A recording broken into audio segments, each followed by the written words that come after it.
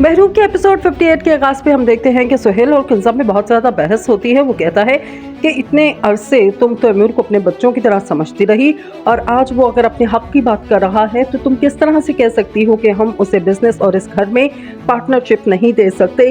जिस पर किंजा कहती है कि हर औरत का ये ख्वाब होता है कि वो अपने बच्चों और अपने हस्बैंड को जो है वो सबसे पहले सेव करे।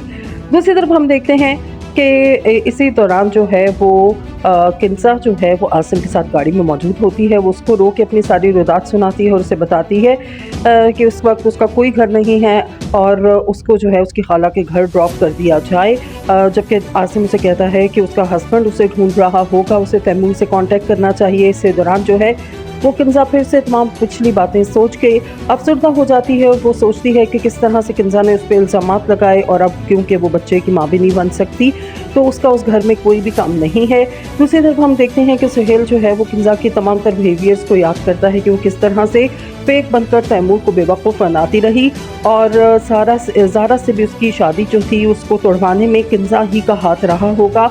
उस वक्त भी किंजा जो थी वो उनके ताल्लुक़ को ख़राब करते हुए उनके दरमियान हमेशा हाइल रही थी और इस बात पे ज़ारा जो थी वो हमेशा परेशान रहती थी और हमेशा तैमूर जो था वो हर मामले में अपनी भाभी को आगे रखता था और उससे बहुत ज़्यादा मोहब्बत और अकीदत रखता था।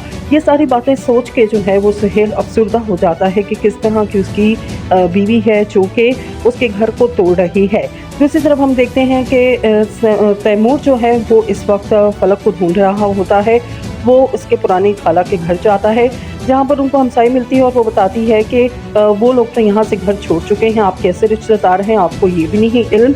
वो बताती है कि एक गाड़ी वाला यहाँ पे आता था और लगता है कि सोनिया ने उसको फंसा लिया है और वो इस वक्त नए घर में शिफ्ट हो चुके हैं।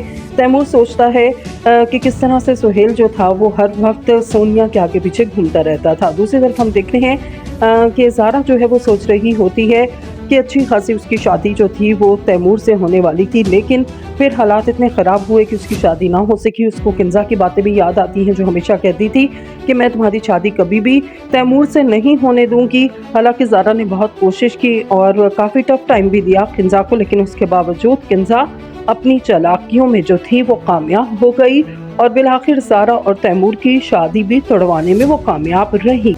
दूसरी तरफ हम देखते हैं कि आसिम फलक को कहता है कि तुम ऐसा करो कि रात बहुत हो चुकी है, तुम मेरे घर चलो और वहाँ पर तुम इस वक्त रह सकती हो, फिर आराम से सोच लेना कि तुमने सुबह कहाँ पर जाना है। जिस पर फलक कहती है कि नहीं, आप मुझे मेरी खाला के पुराने घर छोड़ आए और मैं वहीं पर रहूँगी। दूसरी तरफ हम देखते हैं कि सोनिया जो है वो सारा जेवर और पैसे अपने ऊपर बिछा कर जो है सो रही होती है। इसी दौरान उसकी माँ उसके कमरे में आती है और परेशान हो जाती है कि सोने के पास इतना ज़्यादा पैसा है और किस तरह से उसकी बच्ची जो है वो दौलत को लेकर पागल सी हो चुकी है और पहले भी उसने अपनी माँ के साथ काफ़ी बदतमीज़ी की थी और वो यही इल्ज़ाम लगाती थी कि उसकी माँ ने उसकी शादी तैमूर से नहीं करवाई और अब वो इंतकामी कार्रवाई करेगी। दूसरी तरफ हम देखते हैं कि सुहेल को कार्ड बुला के कहता है कि अभी तक तैमूर जो है वो घर नहीं आए, रात काफ़ी हो चुकी है, इस वक्त तक तो तैमूर घर आ जाता है।